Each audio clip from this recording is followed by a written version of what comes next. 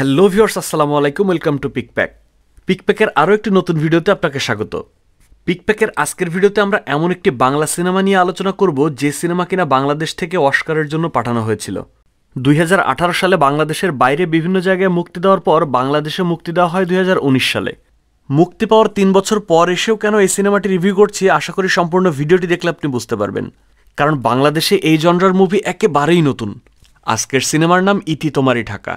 বাংলাদেশের স্বনামধন্য 11 জন পরিচালকের 11টি ক্ষুদ্র গল্প নিয়ে নির্মিত এই সিনেমাটির IMDb রেটিং 7/10।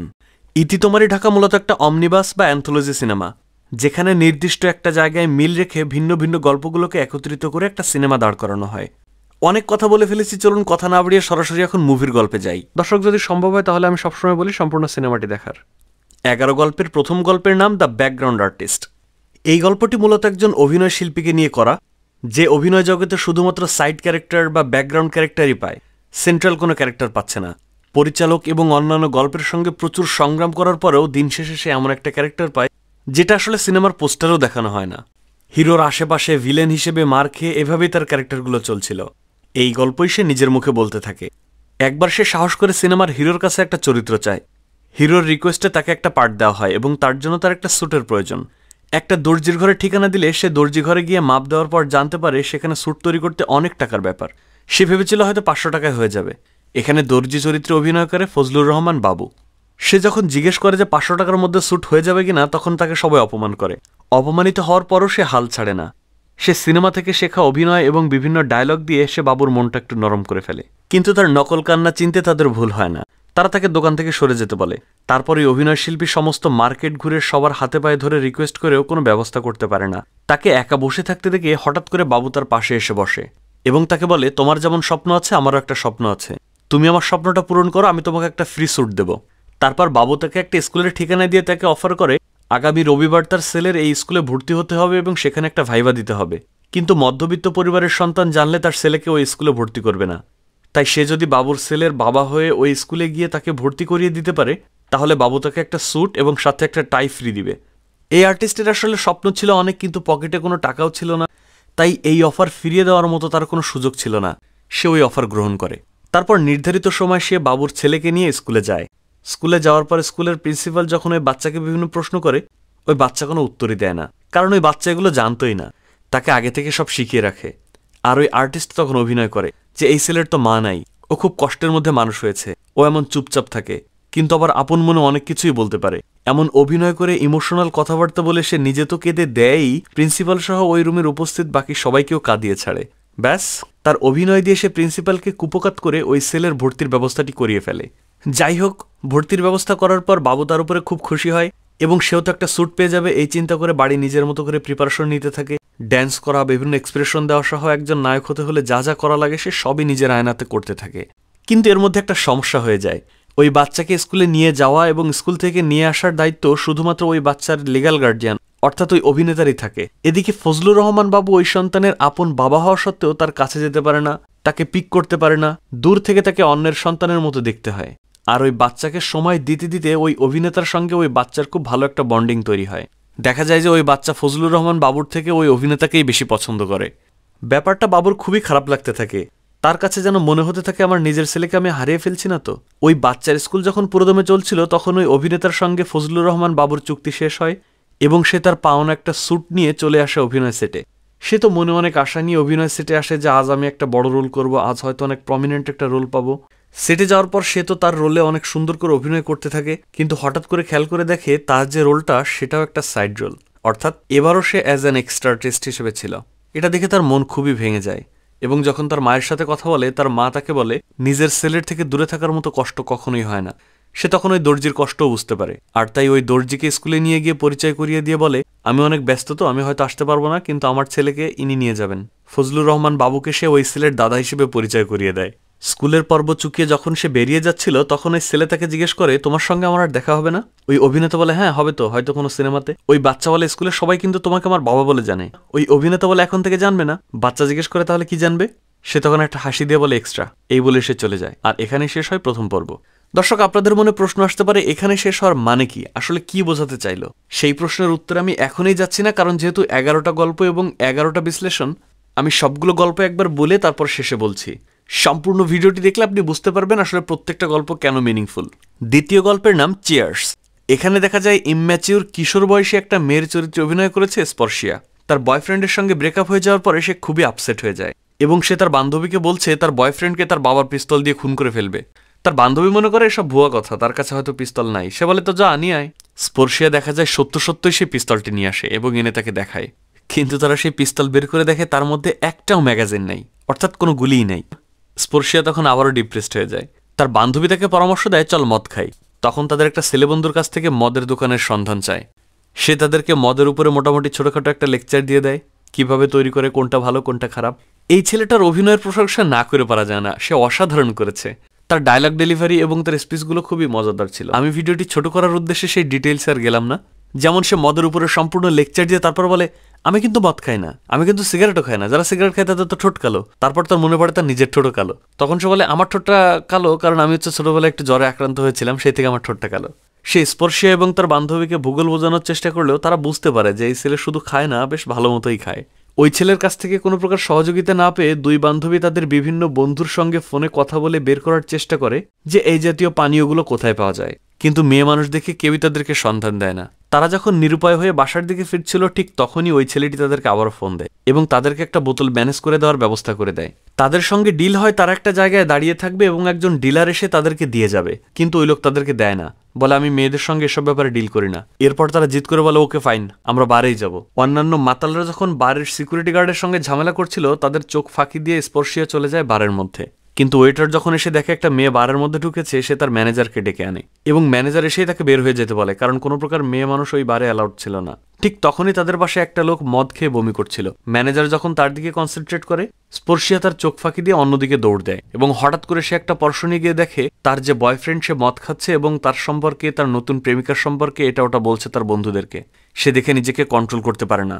তার পাশেই থাকা একটা টেবিলের উপর থেকে একটা মদের বোতল নিয়ে গিয়ে সে তার বয়ফ্রেন্ডের মাথায় জোর একটা বাড়ি কষিয়ে দেয়, আর তারপর দৌড়ে সেই বার থেকে বের হয়ে আসে এবং তার বান্ধবীর হাত ধরে দৌড়ে পালিয়ে যায়। আর এখানেই শেষ হয় দ্বিতীয় পর্ব। কি বোঝালো একটু ওয়েট করেন, আমি শেষে বলছি। তৃতীয় গল্পের নাম জীবনের গান। তৃতীয় গল্পে দেখা যায় ঢাকার একজন পাতি মাস্তানকে, তার নাম জীবন।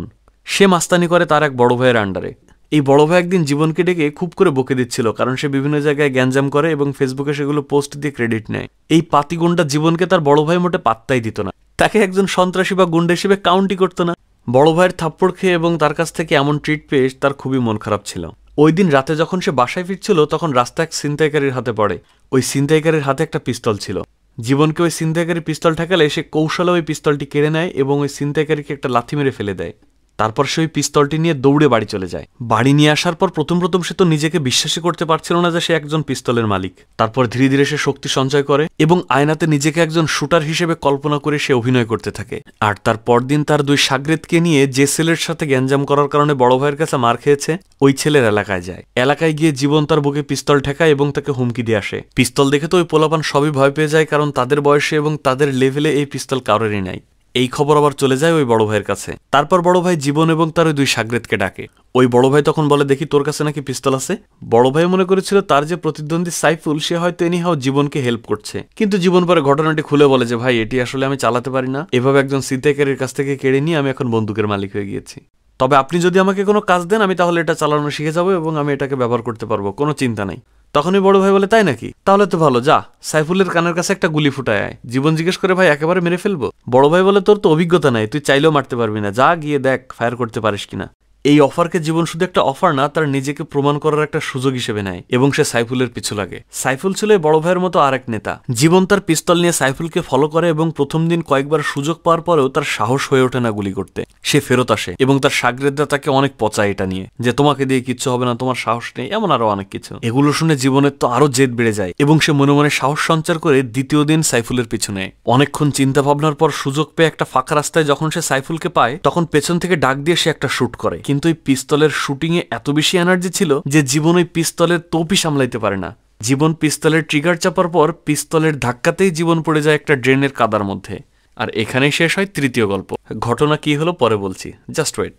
চতুর্থ গল্পের নাম মাগফেরাত। চতুর্থ গল্পে দেখা যায় নিম্নবিত্ত একজন ঢাকা শহরের ড্রাইভারকে। তার প্রচণ্ড গরমে একটু আরামের জন্য সে বিভিন্ন দোকানে শোরুমে গিয়ে ঘুরে ফিরে চলে আসে। গ্রীষ্মকালে যেমনটা অনেকেই করে, সুপার শপে বা বিভিন্ন শপিং মলে গিয়ে ঘুরে আসে শুধুমাত্র একটু ঠান্ডা বাতাস খাওয়ার জন্য।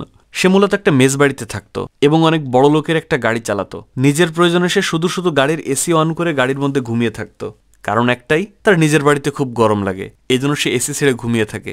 এমনকি সে এই কারণে ডাক্তারও দেখায়, কিন্তু ডাক্তার কোনো কারণে খুঁজে পায় না যে কেন তার গরম লাগছে। সে বিভিন্ন সময় তার মালিককে মিথ্যা কথা বলতো, যেমন তাদের গাড়ির এসিটি নষ্ট হয়েছিল তার কারণেই, কিন্তু সে স্বীকার করে না। একদিন সে গাড়ি চালানোর সময় শুধু শুধু কান্না করতে থাকে। তার বস যখন তাকে জিজ্ঞেস করে, সে বলে, স্যার আমার বাবা খুবই অসুস্থ, হাসপাতালে ভর্তি। কথা শুনে তার বস তাকে কিছু টাকা দিয়ে বলে, তোমার বাবার চিকিৎসা করিও, খেয়াল রাখো। এখানে আসলে তার উদ্দেশ্যই ছিল বসের কাছ থেকে কিছু এক্সট্রা টাকা বাগানো। সে এই ধরনের কর্মকাণ্ড করতো আর এগুলো করার জন্য নিজেই নিজেকে গালি দিত। বাবার অসুস্থতার কথা বলে নেওয়া টাকা দিয়ে সে একটা পুরাতন এসি কিনে তার ঘরে লাগায়। ঘরে একটা সিলিং ফ্যান, একটা টেবিল ফ্যান থাকা সত্ত্বেও একটা এসি না হলে যেন তার গরম মোটে কমছেই না। এসি চালিয়ে ঠান্ডা বাতাসের মধ্যে দাঁড়িয়ে হঠাৎ করে তার মনে পড়ে যায় যে লোকটার হার্ট অ্যাটাকের কথা বলে নেওয়ার টাকাগুলো দিয়ে সে এসিটি কিনল, তার কথা, অর্থাৎ তার বাবার কথা। ফোন দিয়ে জানে তারা ভালোই আছে। পরদিন যখন সে আবার ডিউটিতে যায়, তার বস তাকে জিজ্ঞেস করে, তোমার বাবার এখন কি অবস্থা? সে আবারও মিথ্যা কথা বলে যে স্যার বাবা খুব অসুস্থ, তাকে নিয়ে বেশ দৌড়াদৌড়ির মধ্যে আছি। এটা শুনে তার বস তাকে একদিনের জন্য ছুটি দিয়ে দেয় আর বলে, কাল তোমার আসতে হবে না, তুমি ম্যাডামকে একটু বাসায় পৌঁছে দিয়ে যেও। মিথ্যা বলে ছুটি নিয়ে গ্রামে থাকা তার ওয়াইফকে সেদিন তার কাছে আসতে বলে। তার উদ্দেশ্য ছিল সে যে এসি কিনেছে ওইটি দেখাবে। মালিকের বউকে বাসায় পৌঁছে দেওয়ার পর সে যখন বাসায় যাচ্ছিল, এই ড্রাইভার তখন তাকে বারবার দেখছিল। বসের সুন্দরী বউ দেখে বাড়ি গিয়ে যখন সে তার আর তার বউয়ের ছবি দেখে, তার আর ভাল লাগে না। তার ঘরে থাকা তাদের বাধাই করা একমাত্র ছবিটি সে ফ্লোরে ফেলে দেয়। তখনই তার মনটা ঘুরে যায় আর তার ওয়াইফকে ফোন দিয়ে বলে, তুমি যদি এখনও গাড়িতে উঠে না থাকো তাহলে আসতে হবে না। কিন্তু তার স্ত্রী ততক্ষণে রওনা হয়ে গিয়েছে। তার ওয়াইফ তার জন্য ভালোবেসে ডিম, দুধ, কলা এসব নিয়ে আসে গ্রাম থেকে, কিন্তু তার কোনো রিয়াকশানই ছিল না, না তার বউয়ের প্রতি না সেই খাবারগুলোর প্রতি। সে যেন টাইপ অফ বিরক্ত হচ্ছিল। ওয়াইফের জন্য ছুটি নিল, তারপর যখন তার ওয়াইফ তাকে সেবা যত্ন করছিল, হঠাৎ করে সে আবার বলে, আমার ছুটি ক্যান্সেল হয়েছে, আমাকে বাইরে যেতে হবে। তার ওয়াইফের তো খুবই মন খারাপ হয়ে যায়। তবুও যেহেতু কাজ, সে কিছু বলে না। ডিউটির নামে মিথ্যে কথা বলে এই ড্রাইভার হুদাই গিয়ে বসুন্ধরা সিটি কমপ্লেক্সে বসে থাকলো। স্ত্রীর সঙ্গে সময় না কাটিয়ে সে ওই শপিং মলে বসেই ঝিমাচ্ছিল। এই ড্রাইভারের স্ত্রী চরিত্রে অভিনয় করা মেয়েটিকে খুবই সহজ সরলভাবে ফুটিয়ে তোলা হয়েছে। ওই ড্রাইভার বাসায় ফেরার পর রাতে ঘুমানোর সময় তার স্ত্রীর দিকে বিমুখ হয়ে ঘুমায়। তার স্ত্রী যখন তার কাছে আসতে চায়, সে তাকে দূরে সরিয়ে দেয় আর বলে, দূর সরো তো, গরম লাগছে। এ পর্যায়ে তার স্ত্রী আর সহ্য করতে পারে না। সে বেড ছেড়ে উঠে চলে যায় এবং নিচে বিছানা পাতে ঘুমানোর জন্য। তখন আবার এই ড্রাইভারের মনটা একটু খারাপ হয়ে যায় এটা দেখে। তারপর তার স্ত্রী তাকে জিজ্ঞেস করে, তোমার কি হয়েছে, আমাকে একটু বলো তো খুলে। ড্রাইভার তখন বলে, আমার যে কি হয়েছে আমিও জানি না, আমার শুধু গরম লাগে। এই শহরে আসার পর থেকে আমার শুধু গরম লাগে। আর এখানেই শেষ হয় চতুর্থ পর্ব। এই গরম লাগা দিয়ে আসলে কি বুঝিয়েছে পরে বলছি। পঞ্চম গল্পের নাম সাউন্ডস গুড। এই গল্পটি নির্মাণ করা হয়েছে একটা শুটিং সেটের অভ্যন্তরীণ কিছু বিষয় নিয়ে। সেখানে দেখা যায় সেটে যখন শুটিং চলছে, এখানকার সাউন্ডের দায়িত্বে থাকা ব্যক্তির কাছে অনেক ভালো মানের একটা মাইক্রোফোন থাকে। ওই মাইক্রোফোনটি ব্যবহার করে সে অনেক দূরের সাউন্ড অনেক ক্লিয়ারলি শুনতে পায়। সেই শুটিং সেটে একটা মৃত মানুষের ভূতের কিছু সিন শ্যুট করা হচ্ছিল। শুটিংয়ের একটা সিনের সাউন্ড নেওয়ার পর সে দূরের একটা কনভারসেশন তার মাইক্রোফোনের মাধ্যমে শুনতে পায়, যেটা ওই সাউন্ড ম্যানেজারের আশেপাশে কোথাও হচ্ছে এবং একটা দম্পতির মধ্যে। তার কাছে কনভারসেশনটা বেশ ইন্টারেস্টিং মনে হয়, তাই সে তার মাইক্রোফোন দিয়ে খুঁজতে থাকে তার আশেপাশে কোথায় এমন কথা হচ্ছে। শুটিং সেটের বিল্ডিংয়ের ছাদ এবং অন্যান্য জায়গায় খোঁজার পর অবশেষে সে একটা রুমের সন্ধান পায়। সেখানকার পুরাতন জানালা দিয়ে উকিঝুঁকি মেরে সে দেখতে পায় ওই সিনেমার হিরো এবং হিরোইনের মধ্যে এই কনভারসেশনটি হচ্ছে। মাইক্রোফোনের সাহায্যে ওই সাউন্ড ম্যানেজার তাদের কথা শুনে এবং দূর থেকে দেখে সে বুঝতে পারে তাদের দুজনের মধ্যে একটা অবৈধ সম্পর্ক আছে। তাদের কথাবার্তা এবং পসেসিভনেস দেখে মনে হয় তারা দাম্পত্য জীবন পার করছে। কিন্তু যে কোনো কারণে হোক, নায়ক এখন চাচ্ছে এই বেড়াজাল থেকে মুক্ত হয়ে নতুন নতুন মেয়েদের সঙ্গে নতুন নতুন সিনেমার কাজ করতে, আর তার ওয়াইফ সেটাকে কোনোভাবেই গ্রান্ট করতে চাচ্ছে না। এই নিয়ে নায়িকা তো তাকে প্রচুর গালাগাল করতে থাকে, প্রচুর বকাঝকা এবং হুমকি ধামকি দিতে থাকে, অথচ বাইরের জগতে তারা একটা আইডিয়াল কাপল, আর মিডিয়ার পেছনে এই হচ্ছে তাদের অবস্থা। তাদের এই অশ্রাব্য কনভারসেশনের মধ্যে যখন পরিচালক আবার তাদেরকে ফোন দেয়, তখন কি সুন্দর, শান্ত, সাবলীল ভাষায় কথা বলছে, এমন একটা ভাব যেন ভাজা মাছটি উল্টে খেতে জানে না। কিছুক্ষণ পর আবার দেখা যায় ওই যে নায়ক, তার আবার একটা মেয়েও আছে, এবং সেটা এই নায়িকার সঙ্গে না, অন্য ঘরের। দ্যাট মিনস এই নায়িকার সঙ্গে এনগেজড হওয়ার আগের ঘরে, অথবা হয়তো তার নিজের একটা ফ্যামিলি আছে। আর এই নায়িকার সঙ্গে করা অবৈধ সম্পর্কটা হয়তো এই শুটিং সেটের মধ্যেই সীমাবদ্ধ। আমাদের বাংলাদেশেও কিন্তু এমন অনেক নায়ক আর নায়িকা আছেন, তাই না? আশা করি বুঝতে পেরেছেন, বুঝতে পারলে কমেন্টে জানাবেন। যাই হোক, গল্পে আগাই। ওই মেয়ে আবার ওই নায়ক অর্থাৎ তার বাবার সাথে দেখা করতে আসে। সেখানেও আবার দেখা যায় নায়কের তার নিজের মেয়ের সঙ্গে সম্পর্কটা ভালো না। ওই মেয়ে জাস্ট আসে, তাকে একবার হাক করে, কোনো কিছু না বলে তারপর চলে যায়। অনেকক্ষণ ধরে তাদের এই রিয়েল লাইফ নাটক দেখার পর ওই সাউন্ড ম্যানেজার সেখান থেকে বাসায় চলে যায়। আর এখানেই শেষ হয় পঞ্চম পর্ব। ষষ্ঠ পর্বের নাম আফটার 12 AM, অর্থাৎ রাত 12টার পর। সেখানে দেখা যায় মেজবাড়িতে থাকা একজন ব্যাচেলরকে। সে যে বাসায় থাকতো ওই বাসা রাত 11টার মধ্যেই গেট বন্ধ হয়ে যায়। তারপর আর কাউকে ঢুকতে দেয় না। কোনো একটা কারণে একদিন রাতে তার ফিরতে অনেক দেরি হয়ে যায়। দারোয়ানকে অনেক রিকোয়েস্ট করার পরেও দারোয়ান কোনোভাবেই গেট খোলে না। উপায় না পেয়ে যখন সে মালিককে কল দেয়, মালিকও তার ফোন রিসিভ করে না। বিরক্ত হয়ে সে গেটে একটা লাথি মেরে সেখান থেকে চলে যায় আর তারপর রাস্তায় একা একা হাঁটতে থাকে। খানিকটা হেঁটে এসে যখন সে একটা পুলের উপর দাঁড়িয়েছিল, খেয়াল করে প্রাইভেট কারে একটা দম্পতি এসে তারা অনেক ঝগড়া করে মেয়েটি গাড়ি থেকে নেমে যায়। দেখে মনে হয় বয়ফ্রেন্ড গার্লফ্রেন্ড, আবার হাজব্যান্ড ওয়াইফও হতে পারে। মেয়েটি গাড়ি থেকে নেমে গেলে ছেলে গাড়ি টান দিয়ে চলে যায়। তারপর মেয়েটি রাস্তায় দাঁড়িয়ে একটা সিগারেট জ্বালায়। দূরে দাঁড়িয়ে ব্যাচেলার এসব দেখছিল। হঠাৎ করে সে খেয়াল করে একদল ছিনতাইকারী এসে তার ব্যাগ ধরে টান দেয়। তারপর মেয়েটি রাস্তায় পড়ে গিয়ে মাথায় আঘাত পায়। এই ছিনতাইকারীর ব্যাগ টান দেওয়া দেখে মনে পড়লো আমরা কিন্তু এর আগের ভিডিওতে টান সিনেমাটা আপলোড করেছি। আপনি যদি এখনও মিস করে থাকেন তাহলে দেখে নিতে পারেন, আমি ডেসক্রিপশনে লিঙ্ক দিয়ে দিচ্ছি। যাই হোক, গল্পে আগাই। এসব দেখে মানবতার খাতিরে দ্রুত সে ওই মেয়েটির কাছে যায় এবং তাকে উঠিয়ে নিয়ে একটা হাসপাতালের দিকে যাচ্ছিল রিকশায় করে। কিন্তু পথিমধ্যে পুলিশ তাদেরকে আটকায়। এত রাতে একটা মেয়ে এমন আঘাতপ্রাপ্ত সেন্সলেস অবস্থায়, মনে হচ্ছে ড্রাঙ্ক। তাদের সন্দেহ হওয়ার পর ওই ব্যাচেলর যখন বলে যে ছিনতাই করেছে এবং সে আঘাত পেয়েছে, পুলিশ তখন বলে ছিনতাই কেস, তাহলে তো আপনাদেরকে থানায় যেতেই হবে। তাদের দুজনকেই থানায় ধরে নিয়ে যায়। থানায় নিয়ে যাওয়ার পর থানার অফিসার তাকে বলে ওই মেয়ের জ্ঞান ফিরে আসার আগ পর্যন্ত আপনাকে ছাড়া যাচ্ছে না। কারণ জ্ঞান ফেরার পর ওই মেয়ে যদি বলে আপনিই তাকে রেপ করেছেন, আপনিই তাকে অ্যাবিউজ করেছেন, তখন আমি আপনাকে পাবো কিভাবে?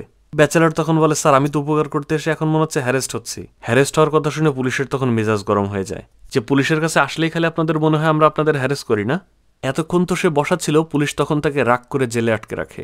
সে জেলে ঢোকার কিছুক্ষণ পরই ওই মেয়ের বয়ফ্রেন্ড আসে ওই মেয়েকে ছাড়িয়ে নেওয়ার জন্য। থানার অফিসারকে উপর মহলের একটা ফোন ধরিয়ে দিলে সে ওই মেয়েকে ছেড়ে দেয়। ততক্ষণে মেয়েটিরও জ্ঞান ফিরে আসে। তারপর ওই ব্যাচেলারকেও তখন ওই মেয়ের সামনে আনে এবং মেয়েকে জিজ্ঞেস করে আপনি এনাকে চেনেন? ওই মেয়ে বলে কই না তো। পুলিশ অফিসার তখন ওই ব্যাচেলারকে বলে দেখলেন তো, এজন্যই আমি আপনাকে ছাড়তে চাইনি। ওই মেয়ে আসলে ড্রাঙ্ক ছিল, তার উপর আবার আঘাত যখন পেয়েছে তখন তো সেন্সলেস ছিল, তাই হয়তো স্বাভাবিক সেন্সে আসার পর সে ওই ব্যাচেলারকে আর মনে করতে পারেনি। যাই হোক, তার কেস যেহেতু সলভ, পুলিশ তখন ওই ব্যাচেলার এবং ওই মেয়ে দুজনকেই ছেড়ে দেয়। ততক্ষণে রাত অনেকটা পার হয়ে সকাল হয়ে এসেছে। হাঁটতে হাঁটতে সে যখন বাসার দিকে ফিরছিল, হঠাৎ করে তার সামনেই আরেকটি ছিনতাই পড়ে যায়। মাইক্রোতে করে দুইজন লোক এসে একজন মহিলার কাছ থেকে তার সবকিছু ছিনতাই করে নিয়ে যায়। তার জাস্ট সামনেই ঘটনাটি ঘটছিল, কিন্তু এবার আর সে সহযোগিতা করার রিস্ক নিতে চায় না। নীরব দর্শকের মতো দূরে দাঁড়িয়ে সে শুধু ঘটনাটি দেখে আর চুপ করে দাঁড়িয়ে থাকে। মুহূর্তের মধ্যেই সবকিছু শেষ হয়ে যায়। ওই মহিলা সাহায্য প্রার্থনার একটা লুক দিয়ে তার দিকে তাকিয়ে থাকে। তারও ভেতর থেকে অনেক খারাপ লাগে, কিন্তু উপকার করে ওই যে একবার বিপদে পড়েছে, তাই দ্বিতীয়বার শুধু শুধু মানুষের উপকার করার মতো এত বড় অপরাধ সে করতে চায় না। আর এখানেই শেষ হয় ষষ্ঠ পর্ব। দর্শক, আমাদের আজকের সিনেমার 11 গল্পের 6টি গল্প আপনাদেরকে অলরেডি বলা শেষ। এখন চলুন একে একে এই 6টা গল্পের রিভিউ করে নেই, যেহেতু অনেকগুলো গল্প পরে আর মনে থাকবে না। সর্বপ্রথম যে ব্যাপারটা আপনাকে জানতে হবে, আলাদা আলাদা এই 11টি গল্পের মূল যোগসূত্র হচ্ছে ঢাকা শহর। ঢাকা শহরের মোট 11 জনের 11 রকম গল্প নিয়ে মূলত আজকের এই অমনিবাস। প্রথম যে গল্পটি ছিল দ্য এক্সট্রা আর্টিস্ট। এখানে সাইড ক্যারেক্টারের মাধ্যমে আপনাদেরকে দেখানো হয়েছে ঢাকা শহরে একটা সামান্য সুযোগের অভাবে অনেক যোগ্য ব্যক্তিও অনেক বিপদের মধ্যে দিন কাটাচ্ছে। হয়তো একটা সুযোগ পেলে তারা তাদের যোগ্যতা প্রমাণ করতে পারত। এই গল্পে মূলত সেই সকল দরিদ্র ট্যালেন্টেড পার্সন এবং সিনেমা শিল্পে কাজ করা সাইড রোলদের কষ্টের বিবরণী তুলে ধরা হয়েছে। দ্বিতীয় গল্প ছিল চেয়ার্স। ঢাকা শহরে এমন অনেক কিশোর কিশোরী আছে যারা বুঝে বা না বুঝে প্রেমজনিত কারণে বিভিন্ন বড় বড় কর্মকাণ্ড করে ফেলে, যার ফলাফল কি হতে পারে তারা কল্পনাও করতে পারে না। এই গল্পে মূলত কৈশোর জীবনের সেই সব ঝুঁকিসমূহকে ভালোভাবে তুলে ধরা হয়েছে, আর পাশাপাশি অপরিণত বয়সে করা প্রেমের ভয়াবহতাও তুলে ধরা হয়েছে। তারপরের গল্প ছিল জীবনস গান বা জীবনের পিস্তল। এই গল্পে মূলত ঢাকা শহরের বিভিন্ন নেতা এবং পাতি নেতাদের চিত্র ফুটিয়ে তোলা হয়েছে। ঢাকা শহরের অলিতে গলিতে এমন অনেক বড় ভাই পাওয়া যায়, আবার অনেক ছোট ভাইও পাওয়া যায়, যারা এলাকায় সামান্য একটু নামের জন্য অনেক বড় বড় অঘটন ঘটাতেও পিছু পা হয় না। আর যে বিষয়টি তুলে ধরা হয়েছে সেটি হচ্ছে শুধুমাত্র ঢাল আর তলোয়ার থাকলেই কিন্তু নিধিরাম সর্দার হওয়া যায় না। সেই ঢাল তলোয়ার ব্যবহার করার ক্যাপাসিটি থাকতে হয়। জীবনের কাছে বন্দুক ছিল তার মানেই কিন্তু জীবন একজন ভালো শুটার হয়ে যেতে পারেনি। অর্থাৎ কাউকে ক্ষমতা দিয়ে দিলেই যে সে ক্ষমতাবান হয়ে গেল, ব্যাপারটা কিন্তু এমন না। ক্ষমতা হচ্ছে একটা চর্চার বিষয়। পিস্তল পাইলাম মানেই আমি যে কাউকে খুন করতে পারি, ব্যাপারটা ঠিক এমন না। চতুর্থ গল্প ছিল মাগফেরাত। শ্যামল মল অভিনীত মাগফেরাত গল্পের মাধ্যমে নিম্ন মধ্যবিত্ত পরিবারের টানপোড়েনকে ফুটিয়ে তোলা হয়েছে। আর তার যে সমস্যা, এটাকে বলা যেতে পারে গরিবের ঘোড়া রোগ। দ্যাট মিনস এমন কোনো স্বাদ পোষণ করা যেটা পূরণ করার মতো সাধ্য তার নাই। সাধ্য এবং সামর্থ্যের বাইরে গিয়ে যাদের বিভিন্ন বিলাসিতা করতে মন চায় তাদেরকেই বলে গরিবের ঘোড়া রোগী, যেমনটি হয়েছিল শ্যামল মল্লার ক্ষেত্রে। তবে তার এই গরম লাগার ব্যাপারটিকে কিন্তু ভিন্নভাবেও দেখা যেতে পারে। শহরে ভালোবাসাহীন ইট কাঠের জীবনে যে মানুষ অতিষ্ঠ হয়ে যাচ্ছে, সেই অনুভূতিই গরম লাগানোর মধ্য দিয়ে প্রকাশ করা হয়েছে। তার যেখানে সাধ্যই নেই ভালো একটা বাসায় থাকার, সেখানে তার এসি না হলে চলছেই না। যেখানে কিনা সে একজন সামান্য ড্রাইভার আর তার পছন্দ হয় মালিকের বউকে। কেমনটা লাগে বলেন? এমন ঘোড়া রোগে আক্রান্ত অনেক মানুষকে দেখবেন আপনার চারপাশেই পাওয়া যায়, যারা আসলে তাদের নিজের অবস্থান ভুলে গিয়ে বাইরের চাকচিককে বেশি আকৃষ্ট হয়ে পড়ে। আর দিন শেষে এই অনুভূতিই তাদের সুখ কেড়ে নেয়। তারপর আসে পঞ্চম গল্পে, যার নাম ছিল সাউন্ডস গুড। এই সাউন্ড ম্যানেজারের মাইক্রোফোনের মাধ্যমে সিনেমা জগতের অভ্যন্তরীণ অনেক চিত্রকেই সামনে ফুটিয়ে তোলা হয়েছে। মিডিয়াতে আমরা যাদেরকে বলি আদর্শ জুটি, 2 দিন পর দেখা যায় তাদের ব্রেকআপ। তৃতীয় দিন আবার দেখা যায় ওই দুইজন অন্য দুইজনের সঙ্গে মিলে আবার নতুন করে সংসার পাচ্ছে। এসব ব্যাপার কিন্তু 1-2 দিনে ঘটে না, এসব অনেক আগে থেকেই হয়। কিন্তু মিডিয়া আমাদেরকে যা দেখায় আমরা তাই দেখি। ভেতরে ভেতরে তাদের মধ্যে যে কী চলছে, এগুলো মিডিয়া কখনো প্রকাশ পায় না, আমরাও জানতে পারি না। প্রত্যেক অভিনয় শিল্পীরই পার্সোনাল লাইফ আছে, কিন্তু যখন তারা আমাদের সামনে আসে তখন আমরা তাদেরকে দেখি সুখী, আর মনে করি না জানি তারা কত সুখে আছে। কিন্তু তারা যে আসলে কতটা সুখে আছে সেটা কখনোই জানা সম্ভব হয় না। মিডিয়া ব্যক্তিত্বদের বাস্তব জীবন এবং মিডিয়ার জীবন যে সম্পূর্ণ আলাদা, তার মধ্যে যে ব্যাপক একটা ফাঁকা থাকে, এই বিষয়টি এই গল্পের মাধ্যমে তুলে ধরা হয়েছে। আজকের ভিডিওর শেষ গল্পে মনোজ প্রামাণিক অভিনীত আফটার 12 AM গল্পে দেখানো হয়েছে বর্তমান সমাজে আপনি যদি কাউকে হেল্প করেন, তার ফিরতি হিসেবে হেল্প পাওয়া তো দূরে থাক, উল্টা বিপদে পড়ে যাবেন। সমাজ এখন এতটাই অসুস্থ যে ভালো মানুষগুলোই বিপদে পড়ে।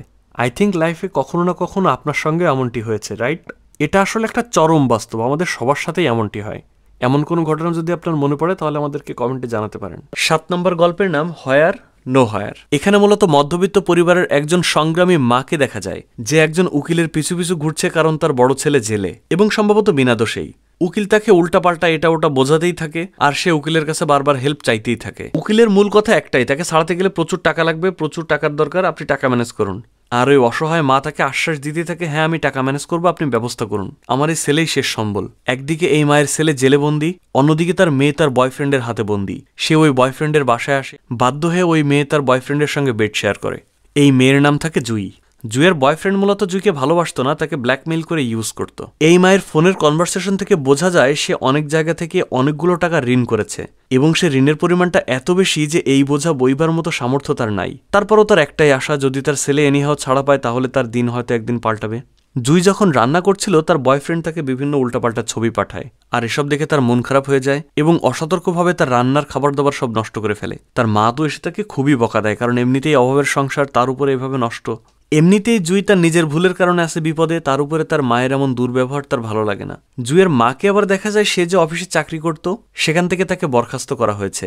কোনো একটা অর্থ কেলেঙ্কারিতে সে তার চাকরিটি হারিয়েছে, তাই সে তার কর্মস্থান থেকে কোনোভাবেই সাহায্য পাচ্ছে না। বিভিন্ন অফিসারের কাছে ঘুরে ঘুরে কোনো হেল্প তো পাই না, উল্টা তার নিজের চাকরিটাও খোয়া যায়। সে যে অফিসারের কাছে হেল্প নিতে যায়, সে অফিসার এত বেশি ব্যস্ত যে সে জুইয়ের মায়ের একটা কথা শোনারও টাইম পায় না। সে তার মতো করে বক বক বক বক করতেই থাকে এবং তারপর একসময় চলে যায়। এবার চলুন একটু ফ্ল্যাশব্যাকে যাওয়া যাক, কি হয়েছিল। জুইয়ের মা যখন তার অফিস থেকে কিছু টাকা নিয়ে বাসায় রেখেছিল, জুই ওই টাকাগুলো চুরি করে তার বয়ফ্রেন্ডকে দিয়েছিল। কেন দিয়েছিল? তার বয়ফ্রেন্ড তার সঙ্গে কাটানো কিছু অন্তরঙ্গ মুহূর্ত তার ফোনে ধারণ করে রেখেছিল। জুই চেয়েছিল ওই টাকাগুলো দেওয়ার মাধ্যমে ওই ভিডিওগুলো এনিহাও ডিলিট করবে। সে জুইকে বিয়েও করতে চায় না, আবার ভিডিও ডিলিট করতে চায় না। তার মূলত ইচ্ছাই ছিল জুইকে ইউজ করা। তাই জুই ওই টাকাগুলো চুরি করে নিজেকে সেভ করার লাস্ট চান্সটা নিয়েছিল, আর এই টাকার কেলেঙ্কারিতেই ফেসে যায় জুইয়ের মা। এই ঘটনার পর জুই বাড়ি এসে তার নিজের হাতের ভেইন কেটে সে আত্মহত্যা করার চেষ্টা করেছিল, কিন্তু এনিহাও তার মা টের পেয়ে যায় এবং সে বেঁচে যায়। কিন্তু জুইয়ের মা এমনিতেই আছে বিপদের মধ্যে, তার উপরে তার মেয়ের এমন বাড়তি ঝামেলা তার একদমই সহ্য হয় না। সে জুইকে কিছুই বলে না, একেবারে চুপ হয়ে যায়। জুইয়ের মা ঋণ করে হলেও ওই উকিলকে অনেকগুলো টাকা দেয়। উকিল জানতো তার ছেলে কোনোভাবেই ছাড়া পাবে না, তারপরেও সে তাকে মিথ্যা আশ্বাস দেয় এবং তার কাছ থেকে বারবার টাকা খেতেই থাকে। আর এদিকে জুইয়ের মায়ের মাথার উপরে ঋণের বোঝা বাড়তেই থাকে। কি হবে তার কোনো ঠিক নাই, তারপরও শেষ সম্বলটুকু সে উকিলের কাছে দিয়ে জুইয়ের হাত ধরে রাস্তা দিয়ে হাঁটতে থাকে। আর এখানেই শেষ হয় প্রথম পর্ব। এখানে মূলত মধ্যবিত্ত পরিবারের টানাপোড়েন এবং মামলা মোকদ্দমায় গিয়ে সাধারণ মানুষ যে কী পরিমাণ হয়রানির শিকার হয় সেই ব্যাপারটিকে তুলে ধরা হয়েছে। এর সাথে সাথে প্রেমের নামে যে সমাজে কত প্রকার নষ্টামি চলে এবং কতজন যে এর ভিকটিম হয়ে এভাবে সুইসাইড করছে সেই ব্যাপারটির দিকেও একটু নজর দেওয়া হয়েছে। ইতি তোমার ঢাকার পরের গল্প অর্থাৎ অষ্টম গল্পের নাম ঢাকা মেট্রো। এই গল্পে দেখা যায় একজন পুরাতন গাড়ির রিসেলারকে। সে বিভিন্ন পুরাতন গাড়ি ক্রয় করে এবং সেগুলোকে অন্য কাস্টমারের কাছে বিক্রি করে মাঝখান দিয়ে কিছু লাভ করে। ঠিক দালাল না, রিসেলার। সে তার সম্পূর্ণ পুঁজি দিয়ে একটা প্রাইভেট কার কিনেছিল, কিন্তু তার গাড়িটি চুরি হয়ে যায়। শহরের সব জায়গায় সবার কাছে সরকারি বেসরকারি সকল সহযোগিতা নেওয়ার চেষ্টা করার পরেও কোনোভাবেই সে তার গাড়িটি আর খুঁজে পায় না। আর তাই একজনের পরামর্শে সে একটা পুরাতন গাড়ি ফ্যাক্টরির মালিকের কাছে আসে। এনার কাজ হচ্ছে বিভিন্ন গাড়ি তার কারখানায় আনা, সেগুলোকে কেটে ছেটে বাদ দিয়ে নতুন করে মডিফাই করা বা নতুন গাড়ি তৈরি করা।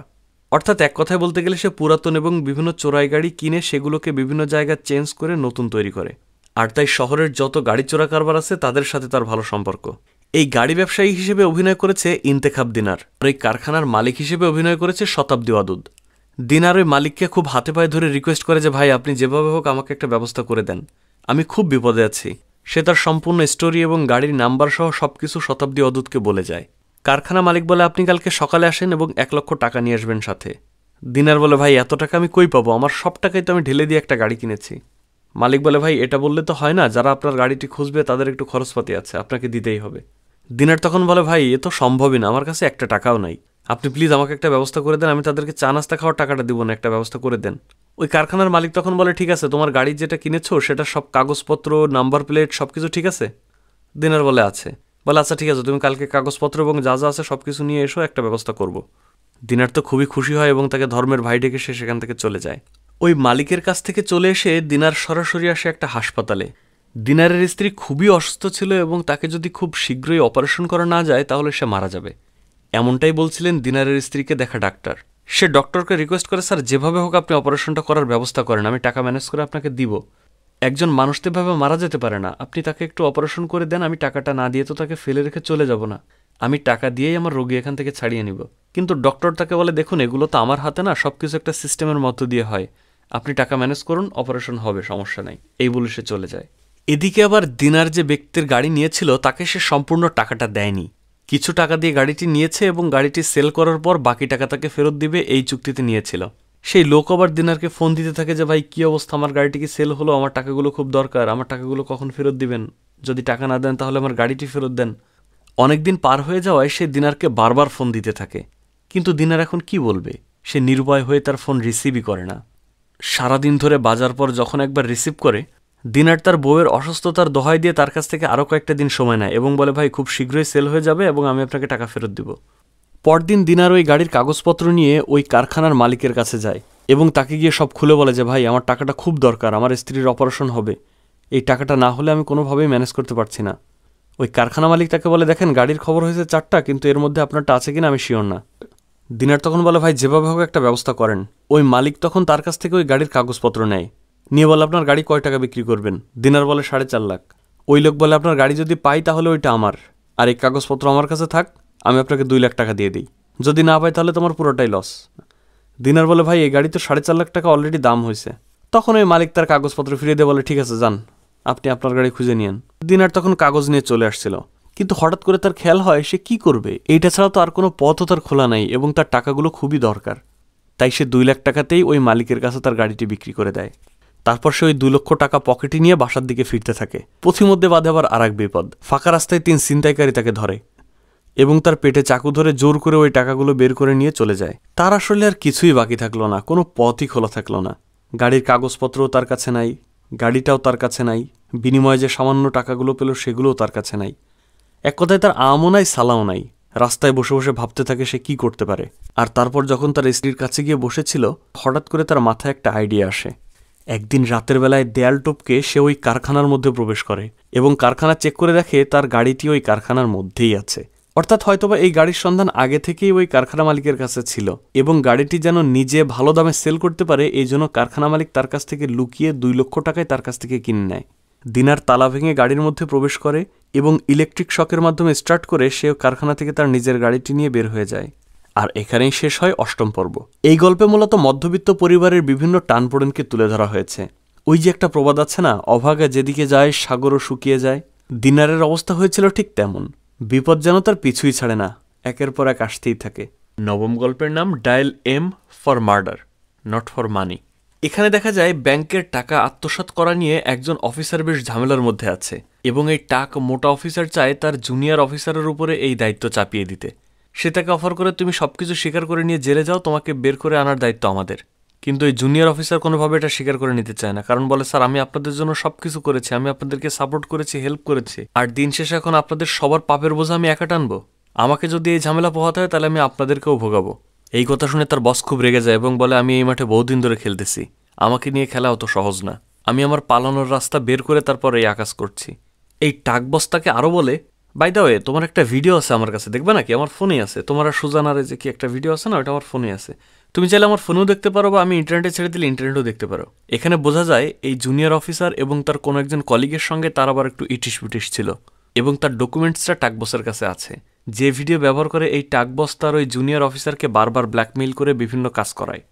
এই কথা বলার পর ওই জুনিয়র অফিসার আর কিছু বলে না, সে তার রুমে চলে যায়। এই জুনিয়র অফিসারের নাম থাকে শাহেদ। শাহেদ কোনো উপায় না পেয়ে তার ওই অফিসারকে খুন করার একটা পরিকল্পনা করে।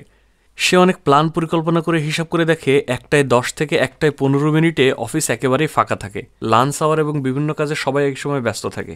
আর সে পরিকল্পনা করে এই সময়ের মধ্যেই সে তার অফিসের বসকে খুন করবে। শাহেদ তার অফিসের ওয়াশরুমে বসে বন্দুকে সাইলেন্সার পাইপ লাগিয়ে নেয়, যেন গুলি করলে কোনো প্রকার শব্দ না হয়। ওই দিন সন্ধ্যায় আবার শাহেদের ব্যাংককে যাওয়ার কথা ছিল, তাই তার পরিকল্পনা ছিল আজকে দুপুরবেলা তার বসকে খুন করে সে বাসায় চলে যাবে এবং সন্ধ্যার ফ্লাইটে সে হংকং চলে যাবে। তারপর সেখানে একটা ব্যবস্থা সে করে নিবে। ওয়াশরুম থেকে ফিরে শাহেদ তার রুমে গিয়ে বসে থাকে এবং 1টা 10 বাজা পর্যন্ত অপেক্ষা করে। আর যখন সময় এসে যায় তখন ধীরে ধীরে সে তার বসের রুমে যায় এবং গিয়ে সরাসরি তাকে গুলি করে মেরে ফেলে। বসের রুমে যাওয়ার পথে তার সঙ্গে দেখা হয়েছিল সুজানার, অর্থাৎ যে মেয়ের সঙ্গে তার একটা অবৈধ সম্পর্ক ছিল। প্রথম গুলিটা মিস হয়ে যাওয়ায় তার বস ওয়াশরুমের মধ্যে লুকায়, এবং ওয়াশরুমের মধ্যে গুলি করার পর যখন সে বের হতে যায় তখন বেঁধে যায় আরেক বিপদ। সে দরজা খুলতে গিয়ে দেখে দরজা বাইরে থেকে কেউ একজন লক করে দিয়েছে। সে অনেক মোড়ামুড়ি এবং চেষ্টা করার পরেও দরজা কোনোভাবেই খুলতে পারে না। একবার ভাবে তার কাছে থাকা রিভলভারটি দিয়ে দরজার লকে গুলি করে লক ভেঙে ফেলবে, কিন্তু বাইরে থেকেই শুনতে পায় দরজার পেছনে কেউ একজন ড্রিল করছে। অর্থাৎ সে যদি গুলি করে এবং বাই এনি চান্স কোনো ক্ষয়ক্ষতি হয়ে যায় তাহলে তো সে বের হলে তাকে দেখেই ফেলবে, সে তো ধরা খেয়ে গেল। তাই সে গুলিও করতে পারে না, আবার অনেক চেষ্টা করার পর দরজাটাও খুলতে পারে না। সে তো এদিকে ঘরের মধ্যে আটকা পড়ে যায়, আর তখনই সুজানা তাকে কল দেয়, কিন্তু সে ফোনটা রিসিভ না করে আছাড় মেরে ফোনটি ভেঙে ফেলে, কারণ তার কাছে মনে হয় সুজানা থেকে বাইরে থেকে আটকে দিয়ে এখন হয়তো কল দিয়ে মজা নিচ্ছে।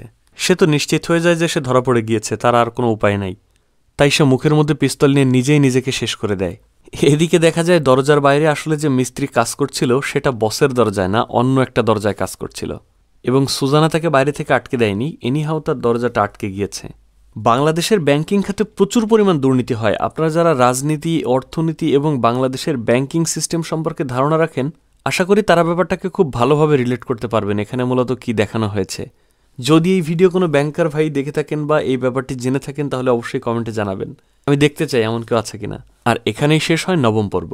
এরপর অর্থাৎ 10ম গল্প হচ্ছে জিন্নাহ ইজ ডেড, জিন্নাহ মরে গেছে।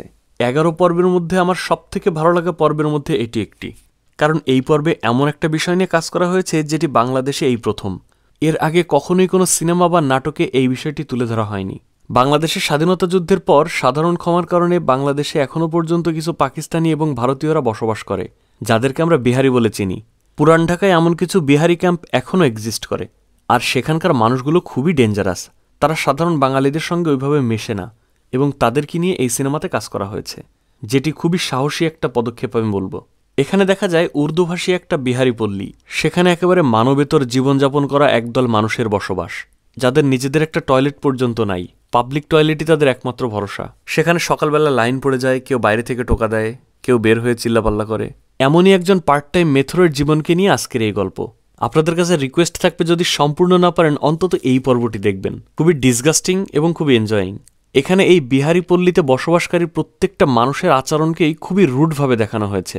তারা স্বাভাবিক বিষয়গুলো খুব অস্বাভাবিকভাবে নেয়। তাদের আচার ব্যবহার, জীবনধারণের মান, ভাষার ব্যবহার খুবই জঘন্য। তো এই মেথর যখন সকালবেলায় তার কাজকাম সেরে বাসায় আসে, তখন তার ওয়াইফ তাকে বকাঝকা করতে থাকে যে কতবার বলেছি এই ছেলেকে তুমি একটু পায়খানা করা শেখাও, তুমি নিয়ে যাও না, যেখানে সেখানে পায়খানা করে। ওই মেথর তার ওয়াইফকে বলে, মেথরের ঘরে পায়খানা থাকবে না তা কি সোনারত্ন জহরত এগুলো থাকবে? সে তখন ওই বাচ্চার মল তার কোদাল দিয়ে লাউ গাছের গোড়ায় দিয়ে বলে, এগুলো সবজির গোড়ায় দিয়ে দিলেই তো হয়, সার হিসেবে লাউর মধ্যে দিয়ে ওইটাই আবার খাবো। আই এম সরি, ব্যাপারটা খুবই ডিসগাস্টিং শুনতে, কিন্তু এমনই ভাষা ছিল। মানে তাদের কথাবার্তা ভাষাই ছিল এমন, তাদের একটা বাক্যও স্বাভাবিক হয় না, সবাই উল্টাপাল্টা গালাগালি ছাড়া কথাই বলে না। এরপর দেখা যায় একটা মাছ বাজারের চিত্র, যেখানে একজন বিহারি মাছ বিক্রেতার কাছে দুইজন বাঙালি যায় মাছ কিনতে। মাছের দরাদাম করার মতো খুব স্বাভাবিক একটা বিষয়ে ওই বাঙালি এবং বিহারির মধ্যে কথা কাটাকাটি হয়, এবং হুট করে ওই বাঙালি যখন বিহারিকে গালি দেয়, বিহারি তাকে বলে, এই বটি দিয়ে তোমাকে 2 ভাগ করে ফেলবো। ওই বাঙালি তখন ভয় পেয়ে যায় এবং একজন আরেকজনকে বলতে থাকে, এই বিহারিদেরকে এখান থেকে তাড়ানো উচিত, এরা কোনো মানুষের জাত না, এদের মধ্যে কোনো মান সম্মান বোধ নাই, ওদের মান সম্মান নাই বলে কি আমাদের নাই? এদের সঙ্গে বাস করাই যায় না, এরা সব অমানুষ। এই কথা বলে ওই লোক বাসায় চলে যায়। ওই যে মেথরের কথা বলছিলাম, সেও বেচারা খুবই অসহায়। সে আর একজন বিহারির কাছে আফসোস করতে থাকে যে, ভাই, এখন বর্তমান টয়লেটের যে অবস্থা, সরকার সরাসরি ড্রেনের সঙ্গে লাইন করে দিয়েছে, আমি তো কোনো কাজই পাচ্ছি না, আমাকে একটু হেল্প করেন, আমাকে কোনো একটা কাজ দেন, আমাকে কোনো একটা ব্যবস্থা করে দেন। এই ডায়লগগুলো শুনলে বোঝা যায় আসলে বিহারিরা কত কষ্টে আছে, তারা কতটা বিপদের মধ্যে আছে, তাদের অসহায়ত্ব ফুটে উঠেছে এই চরিত্রের মাধ্যমে। এরপর দেখা যায় যাকে এতক্ষণ এই কথাগুলো বলছিল, বিহারিদের সম্পর্কে খারাপ বলছিল, ওই লোক নিজেই একজন বিহারি। সে যতক্ষণ বাসার বাইরে থাকে ততক্ষণ সে বাঙালি সেজে থাকে, কিন্তু সেও মূলত একজন বিহারি, আরও গোড়া পাকিস্তান। ঘরে আসার পর তার চরিত্র দেখা যায় খুবই বাজে। তার ঘরের মধ্যেও তার স্ত্রীও যেমন, তার সন্তানও যেমন, সে নিজেও তেমন। কেউ কাউকে ছাড় দেয় না, কথায় কথায় গালাগালি, মারামারি, চিল্লাপাল্লা। এখানে আসলে বিহারিদেরকে খুব নিচু করে দেখানো হয়েছে। আমি জানি না আসলে তারা কেমন, এতটা খারাপ কিনা বা এর থেকেও খারাপ কিনা, কিন্তু অ্যাটলিস্ট এখানে এভাবেই দেখানো হয়েছে। এই যে ছদ্মবেশী বিহারি, সে যে বাড়িতে থাকে ওই বাড়িটি তার নিজেরই, আর যার সাথে সে বাজারে গিয়েছিল ওই লোকটি তার বাড়িতে ভাড়া থাকে। তার বাড়ির বাথরুম আটকে যাওয়ায় ওই লোক তখন ওই বিহারিকে ডেকে বলে, দেখেন কি অবস্থা, এটা আটকে গেছে, এটা তো খুবই সমস্যা, আপনি একটা ব্যবস্থা করেন। তখন ওই ছদ্মবেশী বিহারি একজন মেথরের খোঁজে ওই সেই মেথরকে ডাক দেয়। সে মেথর যখন কাজ করতে আসে এবং দেখে যে ওয়াশরুমের মধ্যে বিভিন্ন উল্টাপাল্টা কাগজপত্র এটা সেটা ফেলে রাখা হয়েছে, সে তখন বলতে থাকে, যেগুলো করছেন কি, এগুলো এমন কেউ করে? এমন আরও বিভিন্ন কথা যখন তাদেরকে শোনাতে থাকে, ওই বাঙালি তখন হুট করে রেগে যায় এবং তাকে গালাগাল দিয়ে বলে যে, তোর যেটা কাজ তুই সেটা কর, এত কথা বলবি না। তখন ওই মেথর উঠে বলে, আমি তো খারাপ কিছু বলিনি, যেটা সত্য সেটা বলতেছি। এইটা বলার পরে বাঙালি ওই মেথরকে একটা চড় কষিয়ে দেয়। ওই বিহারি মেথরের তো মাথা গরম হয়ে যায়, সে তখনই কাজ ওইখানে ফেলে রেখে বাইরে চলে যায় এবং বলে, তোর কি অবস্থা করি দেখ। বাইরে গিয়ে এসে আরও কয়েকজন বিহারিকে ডেকে আনে। বিহারিরা এসে যখন ওই বাঙালিকে একা পেয়ে শাসাচ্ছিল, তখন ওই বাঙালি কোনো দিশা না পেয়ে তখন বাড়িওয়ালাকে বলে, এই মিয়া, আপনার বাড়ি, আপনি এগুলো সামলাবেন না, এসব আপনি দেখেন, আমি এসব দেখতে পারবো না। তখন ওই ছদ্মবেশী বিহারি এসে তাদেরকে বোঝানোর চেষ্টা করে। ওই মেথর যখন ছদ্মবেশী বিহারিকে বাঙালি ভেবে হুমকি দিচ্ছিল, ভুল করে ওই ছদ্মবেশী বিহারি তাকে হিন্দিতে গালি দিয়ে ফেলে। তখন ওই মেথরের সন্দেহ হয় যে কি বাঙালি। ওই বাঙালি ভাড়াটিয়ার মনেও তখন সন্দেহ জাগ্রত হয়। এতদিন পর রাগের মাথায় ওই ছদ্মবেশী বিহারির মুখে যখন তার নিজের পরিচয় বের হয়ে আসে, তখন তার নিজের কাছেও খারাপ লাগে। তার ছেলে ব্যাপারটিকে সামাল দিয়ে মেথরকে একদিকে নিয়ে চলে যায়, আর ওই ছদ্মবেশী বিহারি বাসায় এসে দরজা বন্ধ করে একা একা বসে থাকে। তারপর দেখা যায় সে তার আলমারি থেকে মোহাম্মদ জিন্নার একটা লুকানো ছবি বের করে। তারপর আলমারির মধ্যে যত্নে রাখা জিন্নার সেই ছবিটি সে তার একটা গোপন বক্সের মধ্যে আটকে রেখে সেটি খাটের নিচে লুকিয়ে রাখে, যেন কোনো বাঙালি এসে কোনোভাবেই এই ছবি খুঁজে না পায়। এই ছবিটি লুকিয়ে রাখার মধ্যে 2 রকম অর্থ প্রকাশ পেতে পারে। 1, সে তার বিহারি পরিচয় ধরে রাখতে চায় কিন্তু এক্সপোজ করতে চায় না, অর্থাৎ সে ছদ্মবেশীই থাকতে চায়, তাই জিন্নার ছবি সযত্নে লুকিয়ে রাখল। আর 2, সে হয়তো তার নিজের বিহারি পরিচয়কে চিরতরে বিসর্জন দিতে চায়। আর এই বাক্সবন্দি করার প্রতীকী অর্থ হতে পারে সে তার পুরনো পরিচয়কে বাদ দিয়ে নতুন বাঙালি পরিচয় নতুন করে বাঁচতে চায়। আর এখানেই শেষ হয় 10ম গল্প। এখন চলুন বলা যাক 11তম অর্থাৎ শেষ গল্প, যেটি কিনা এই 11টি গল্পের মধ্যে আমার সব থেকে বেশি ভালো লেগেছে। এই গল্পের নাম জুথি, একটা মেয়ে ক্যারেক্টারের নামের উপর তৈরি হওয়া এই গল্প। এই গল্পটাকে খানিকটা নারীবাদী গল্প বলা যেতে পারে। গল্পের শুরুতে দেখা যায় জুথি নামের একটা মেয়ে তার হাজব্যান্ডকে নিয়ে একটা সস্তা হোটেলে উঠেছে, যে হোটেলে সাধারণত মানুষ থাকার জন্য ওঠে না, বিভিন্ন কুমতলব নিয়ে ওঠে। জুথি এবং ওই ছেলের কথা শুনে বোঝা যায় তারা হাজব্যান্ড ওয়াইফ। এই ছেলে তার কাছ থেকে 6 মাস সময় নেওয়ার কথা বলে 2.5 বছর পার করে ফেলেছে। তারা কাজী অফিসে নিজেদের মতো করে বিবাহ করেছে, কিন্তু কারোর বাসায় জানে না। তাই স্বামী স্ত্রী নিজেদের মতো করে একটু সময় কাটাতে এই সস্তা হোটেলে আসে। এই ছেলের এখনও কোনো চাকরি হয়নি, বেকার। আর জুথি মেয়েটি নিজে সংগ্রাম করে যাচ্ছে, তার মা অসুস্থ, তার বাবা নেই। তারও বাসা থেকে বিয়ের জন্য চাপ দিচ্ছে, এদিকে আবার এই ছেলেও তাকে উঠিয়ে নিতে পারছে না। এই নিয়ে তাদের মধ্যে একটা টানপোড়ন চলছে। জুথি একটা শোরুমে সেলসম্যানের কাজ করে। সপ্তাহে যে একটা দিন ছুটি পায়, নিজের মায়ের ডাক্তার না দেখিয়ে সে তার স্বামীর সঙ্গে দেখা করতে আসে। জুথির আসলে এই ব্যাপারটা একেবারেই ভালো লাগতো না। সে চাইতো তার স্বামীর সাথে একটু সময় কাটাতে, কিন্তু সত্য কথা বলতে তার স্বামীর ওই ধরনের কোনো ইচ্ছাই ছিল না। তার স্বামীর শুধু ওই একটা জিনিসই ভালো লাগতো, তার সঙ্গে সময় দিতে, গল্প করতে, অন্য কিছু ভালো লাগতো না। আর এগুলো নিয়ে তাদের মধ্যে একটু মনোমালিন্য হয়। সেদিন জুথির মা অসুস্থ, মন খারাপ থাকা সত্ত্বেও তার স্বামী তার সঙ্গে শারীরিক সম্পর্কে জড়ায়, যেটা জুথিকে অনেক কষ্ট দেয়। আয়নায় নিজের চেহারা দেখে জুথির নিজের উপরে নিজেরই ঘৃণা হয়। তারপরে যেহেতু স্বামী, সে সব কিছু মেনে নেয়। এবং যখন তারা হোটেল থেকে বের হয়, হঠাৎ করে হোটেলের ওই ম্যানেজার তাকে বলে, স্যার আরও 500 টাকা দিতে হবে। তার স্বামী বলে, কেন? ওই হোটেল ম্যানেজার বলে, নতুন মেয়ে আনলে 500 টাকা বেশি দিতে হয়, আমি এটা আপনাকে বলতে ভুলে গেছি। জুথি তখন তার সামনেই দাঁড়িয়েছিল। আই রিপিট, নতুন কোনো মেয়ে আনলে নর্মাল ভাড়ার থেকে আরও 500 টাকা অতিরিক্ত দিতে হয়, যার মানে দাঁড়ায় জুথির স্বামী শুধু জুথি না, আরও অন্যান্য মেয়েকে নিয়েও এই হোটেলে আসে। স্বামীর সম্বন্ধে ম্যানেজারের এই কথা শোনার পর জুথি এত বেশি শকড হয় যে সে অল্প শোকে কাতর না হয়ে অধিক শোকে পাথর হয়ে যায়। সে আর কোনো কথাই বলে না। গন্তব্যে পৌঁছে যখন গাড়ি থেকে নেমে সে ভাড়া দেয়, তখন তার স্বামী ইনজিস্ট করে, আরে তুমি ভাড়া দিচ্ছ কেন? আমি দিব, সমস্যা নেই। জুথি তার কোনো কথাই শোনে না। সে সম্পূর্ণ ভাড়াটি দিয়ে নেমে যায় এবং তার বাড়ির পথে হাঁটতে থাকে। তার স্বামী তার পিছু নেয় এবং তাকে বলে যে, তুমি ভাড়া দিতে গেলে কেন? আর যাবার বেলায় মুখটা কি এমন করেই যেতে হবে? জুথি তখন বলে, ওকে, এর পরের বার থেকে ভাড়া তুমিই দিও, গাড়িটাও দিও, সাথে আমারটাও। আশা করি কথাটি বুঝতে পেরেছেন। জুথি আসলে বুঝতে পেরেছে যে তার হাজব্যান্ড যে দুশ্চরিত্রা মেয়েদেরকে নিয়ে হোটেলে যায়, তাদের মাঝে আর জুথির মাঝে কোনো তফাৎ নাই। তাই সে এমনটি বলেছে যে গাড়ি ভাড়ার সাথে সাথে এরপর থেকে আমাকেও ভাড়া দিও। এই কথা বলেই জুথি চলে যায়। আর এখানেই শেষ হয় আমাদের আজকের সিনেমা। দর্শক, এই গল্পের মধ্য দিয়ে বেশ কয়েকটি ব্যাপার তুলে ধরা হয়েছে। যেমন তুলে ধরা হয়েছে একজন বেকার হাজব্যান্ড বা একজন স্টুডেন্টের দুঃখ, সাথে সাথে এই বয়সী মানুষের নষ্টামিকেও তুলে ধরা হয়েছে। ঢাকাইয়া মানুষ বলতে আমরা আসলে যাদেরকে ভাবি, এবং তাদের বাইরে যে কত মানুষ রয়েছে, কত গল্প রয়েছে, কত জীবন রয়েছে, আজকের ইতি তোমারই ঢাকা সিনেমার 11 গল্পের মাধ্যমে কিছুটা তুলে ধরা হয়েছে। এমন আরও অনেক চরিত্র রয়েছে। যদি আমি শুরু থেকে একবার সাম আপ করি, তাহলে আপনি দেখতে পারবেন টোটাল 11টা গল্পে 11 ধরনের ক্যারেক্টার, 11টা জীবনের গল্প একত্রিত করা হয়েছে একটা শহরে এনে। আর এমন ভিন্ন ভিন্ন গল্পকে একত্রে এক সুতোয় বাঁধার নামই হচ্ছে অমনিবাস বা অ্যান্থোলজি। একটা গল্পের সঙ্গে অন্য একটা গল্পের একেবারেই কোনো কানেকশন নাই। তারপর প্রত্যেকটা গল্পের দেখেন একটা ব্যাপার কিন্তু মিল রয়েছে, সেটা হচ্ছে সমাজের বিভিন্ন শ্রেণী পেশার মানুষের জীবনযাত্রা এবং তাদের অভ্যন্তরীণ বিভিন্ন বিষয়কে তুলে ধরা। আর তাই আমার কাছে মনে হয়েছে যে উদ্দেশ্য নিয়ে সিনেমাটি তৈরি করা হয়েছে, সেদিক থেকে সিনেমাটি বেশ সফল। 11 জন তুখোড় পরিচালকের 11টি অসাধারণ গল্পে নির্মিত এই ইতি তোমারই ঢাকা সিনেমাটি আপনাদের কাছে কেমন লেগেছে অবশ্যই কমেন্টে জানাবেন। আর ভিডিওটি যদি আপনার কাছে ভালো লেগে থাকে তাহলে একটা লাইক দিয়ে দিবেন, কারণ এটা আমার জন্য অনেক বড় একটা সাপোর্ট। আপনি যদি প্রথমবারের মতো আমাদের ভিডিওটি দেখে থাকেন তাহলে আমাদের চ্যানেলটিতে সাবস্ক্রাইব করুন। কথা হবে নতুন কোনো মুভি, ওয়েব সিরিজ বা নাটকের গল্প নিয়ে। সে পর্যন্ত ভালো থাকবেন, সুস্থ থাকবেন। আল্লাহ হাফেজ।